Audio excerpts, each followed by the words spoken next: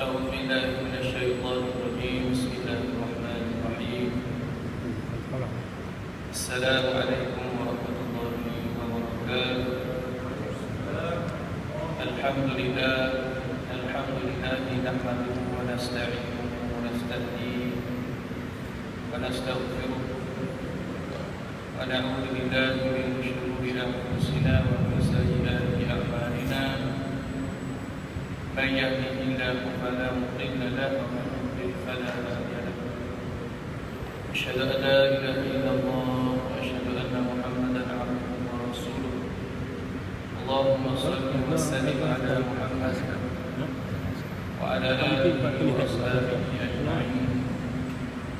رب اشرح لي صدري ويسر لي أمري واحلل عقدة من لساني يفقهوا قولي. أما بعد. Alhamdulillah, bersyukur kita kepada Allah Subhanahu Wa Taala malam ini dapat kita bersama-sama lagi insya-Allah. Jadi insya-Allah pada ikut jadualnya kita nak mulakan bab solat. Bab solat sempatlah saya dapat satu kitab sesuai untuk kita sama-sama mentelaah kitab ni, iaitu kitab Al-Fiqhul Manhaji ala madhhab Imam Syafi'i yang ditulis oleh Dr. Mustafa Al-Khin, Dr. Mustafa Al-Bukhari dan juga Ali Asy-Syarbaji. Kitab Fiqh Mazhab Syafi'i. Jadi kitab ini tulisan bumi, bahasa Melayu tulisan bumi. Saya rasa elok sangatlah makan kitab ni. Tapi malam ni rasa tak boleh mula lagi, sebab tuan-tuan tak ada kitab ni. Jadi kena beli dulu lah. Saya beli di Pustaka Syabab, di kedai buku Syabab, Bandar Baru Bangi.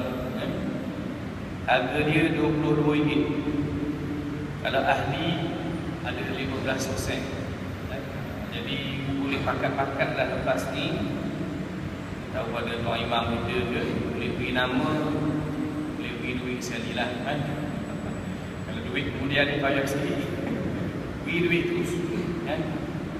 Beri RM22 tak apalah, lagi minyak sekali kan? Jadi kalau saya baca buku ni tuan-tuan dan puan-puan, tuan-tuan dan puan-puan tak ada, tak seronok kan? Jadi insya-Allah akan datang kita guna kitab ni. Kita mungkin mula, kalau ikutnya kitab ni, bermula dari bab bersuci. Sebab bila sebut bab sembahyang ni, syarat sah sembahyang ni bersuci. Jadi kalau mana sembahyang ni merangkumi banyak sudut, bab bersuci, bab air, jenis-jenis air yang boleh digunakan untuk ambil air sembahyang, bab wudu, kemudian barulah masuk bab sembahyang. Itu kalau ikut orang kata kronologi dalam bab sembahyang ni. Tapi mungkin kita bermula dari bab wudu lah nanti insya-Allah. Kalau bab bersuci ni, contohnya bab jenis air ni, mungkin kita zaman moden dah agaknya tak timbul dah masalah boleh ambil air wudu tak dengan air baik. Sebab memang kat rumah kita sudah guna air baik dalam tangki yang besar tu, insya-Allah tak ada najis pun, tak ada masalah, tak berkaitan sangat. Mungkin ada kaitan, tapi mungkin kita mulakan bab wudu lah. Sebab bab wudu pun tuan-tuan dan puan-puan banyak perkara yang perlu kita bahaskan. Kadang-kadang orang tanya, "Ustaz, saya was-was, wudu saya ada ke tak ada lagi ni? Batal ke tak batal? Wudu saya batal ke tak batal?" Macam mana kita nak buat? Kalau was-was contohnya wudu batal ke tak batal, kita tengok pada hukum asal. Dia ambil dah air sembahyang, ambil dah air sembahyang, tapi was-was batal ke tidak, maka hukumnya tidak batal. sehinggalah dia yakin bahawa wudu dia batal. Ikut je. Dia dah ambil air sembahyang, tapi dia was-was, batal ke tak batal. Kalau dia was-was, maknanya air sembahyang dia ada lagi. Sehingga dia yakin sebab wudu mana. Dia was-was wudu, ambil ke tak ambil lagi. Ini batal ke tak batal. Yang ni ambil ke tak ambil. Rasa macam dah ambil, ke tak ambil lagi. Maka kembali kepada asal juga. Asalnya memang tak ambil wudu. Jadi pergi ambil wudu. Imam tengah sembahyang, Allah Akbar sembahyang, baru ingat rupanya wudu tak ada. Masya Allah nak buat. Assalamualaikum warahmatullahi wabarakatuh. Makmum di belakang pun naik. Perlu tak kita beritahu makmum yang kau orang sembahyang tadi tu ramai-ramai rupanya kau ikut aku tadi, aku tak ada wudu pun. Jadi macam mana nak buat? Jadi persoalan wudu ni banyak sangat. Kalau kita tengok dalam soal jawab, dalam laman web, dalam Islam online, Al-Ahkam, net tu macam-macam dah, banyak persoalan.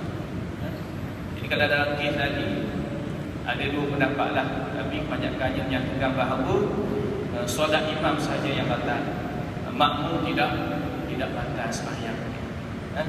Jadi tak ceritanya bab wudu ni luas.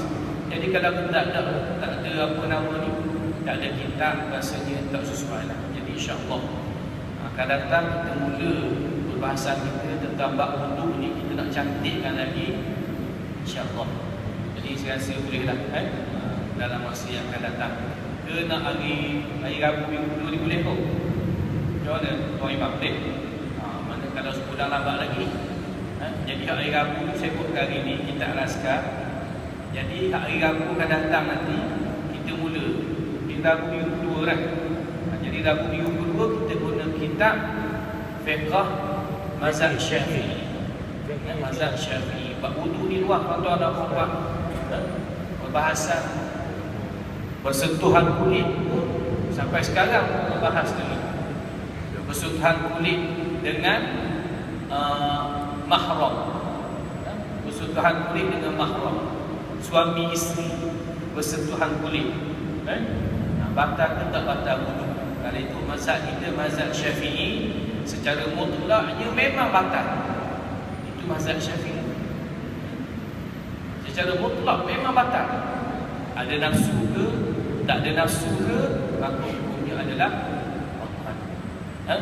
Tapi perbahasan juga dibahaskan dalam musyawarah ibadah haji tahunan. Setiap tahun ada musyawarah pun dibahaskan bagaimana wudu kita budak di Masjidil Haram ataupun ketika kita tawaf. Itu juga menunjukkan kepada pandangan-pandangan lain. InsyaAllah kita akan sentuh dalam bab wudu nanti, insya-Allah tuan-tuan dan puan-puan sekalian. Jadi malam ni kita sambung kita al-Azkar. Sambung kita al-Azkar.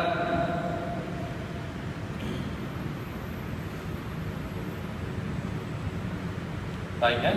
Kita al-Azkar. Kita dah tentang zikir, tentang zikir, iaitu zikir pada hari Jumaat dan malam Jumaat dah habis dah.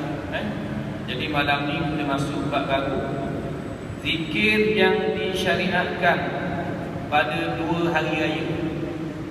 Zikir yang disyariatkan pada 2 hari raya. Jadi zikir yang dimaksudkan pada 2 hari raya ni iaitu takbir raya dah. Allahu Akbar, Allahu Akbar, Allahu Akbar. Pada kedua hari raya, yakni Aidil Fitri dan juga Aidil Adha. Perlu diketahui bahawa hukumnya sunnah menghidupkan malam kedua hari raya. Dihidupkan malam raya kita, yakni malam hari raya Aidil Fitri dan juga Aidil Adha, kita hidupkan. Kita panggil qiyam dengan zikir, solat dan ketaatan lain, berdasarkan hadis yang menjelaskan tentang masalah tersebut.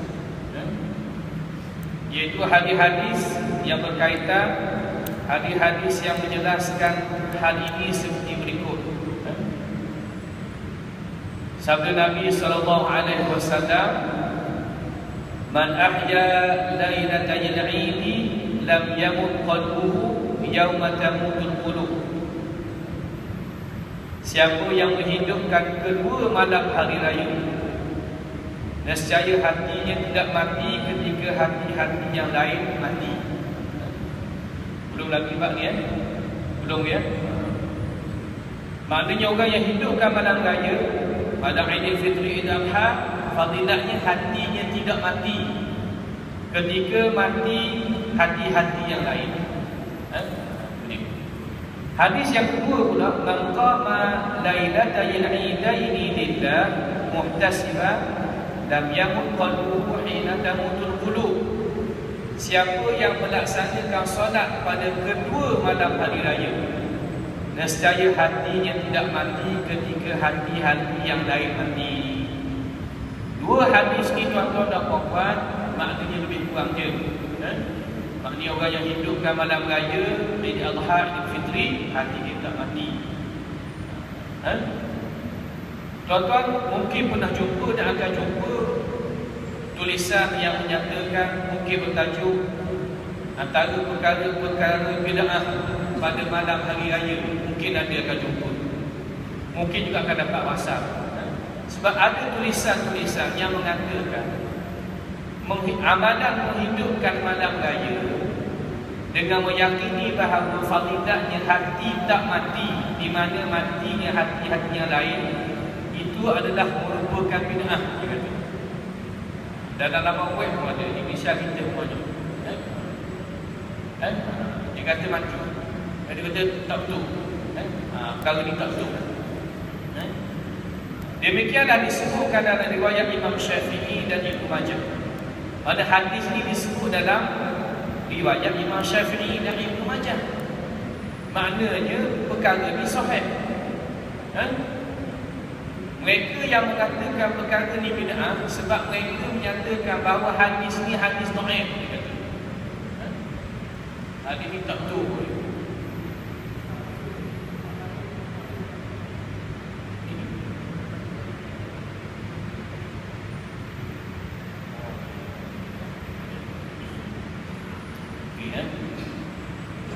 Ada soalan sikit. Dari bab takbiratul ihram itu bab sembahyang. Kan kita katanya hari Isnin nak belajar bab sembahyang. Saya dapat maklumat hari berikutnya kita nak baca kitab azkar, katanya kan. Jadi saya mohon kita azkar malam ni. Jadi bab sembahyang kita patah balik kan, nak belajar bab wudu, katanya kan. Itu je kan. Jadi sepatutnya hari Rabu dulu kita azkar. Dulu saya kata nak belajar bab sembahyang dari semula, saya kata kita azkar ni tak sesuai. Sebabnya kita azkar ni dia membicarakan tentang zikir-zikir dalam sembahyang. Jadi itu buat keputusan bab sembahyang kita pakai kuning fiqh manhaji ni. Tapi kita tak sambung bab sembahyang. Kita sambung bab wudu nanti insya-Allah. Yang ni saya sambung bab zikir-zikir dalam zikir-zikir pada 2 hari raya. Mana betul lah ni? Faham tak ni? Nanti insya-Allah bab sembahyang pun tak akan sampai lagi lah. Kita pergi bab wudu dulu nanti. Dan kita ni insya-Allah. Jadi kita sambung kita azkar ni. Ke nak dua-dua bab kitab-kitab pun tak lepas pada ni, tak kisah belaka saya. Nanti kita bincang balik lah macam mana. Jadi ni sambung bab zikir. Dulu zikir dalam hari Jumaat dan malam Jumaat. Hari ni zikir lagi. Kan nama kita azkar. Kita azkar ni iaitu himpunan zikir-zikir. Dah habis dah hari Jumaat, masuk zikir hari raya. Baik. Jadi ada setengah orang kata benda ni bid'ah. Sebabnya apa dia? Sebab dia kata kedua-dua hadis ni hadis dhaif, dia kata. Jadi tak betul beranggapan demikian. Tapi Imam Syafi'i pun memang kata memang betul. Kami riwayatkan daripada Abu Umamah secara marfu' dan mauquf hadis